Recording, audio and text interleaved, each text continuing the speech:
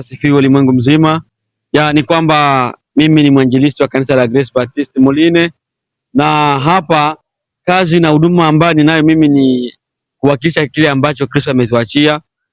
Yesu alisema kwamba enendeni mkafanye mataifa kwa watu wangu, na ni hapo mimi napiga injili sehemu yote pale, natoa huduma kama mwinjilisti. Na pamoja na hiyo kuna mkutano ambao tunaandaa hapa mwezi wa 10 mwaka huu, na tunakaribisha wote ambao wanakiwa kusikia neno la Mungu mkaribie, kwa sababu kitabu hiki ni kikubwa na mna hadithi nyingi sana, mna mengi sana ambayo kila siku ni mapya.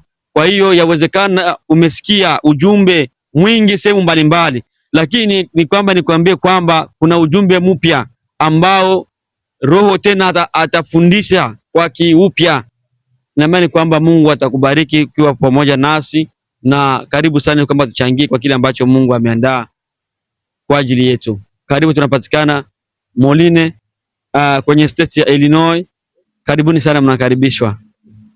Kwa majina naitwa Mahuno Mabenge Noah, ni Mkongomani na mwinjilisti wa kanisa hili.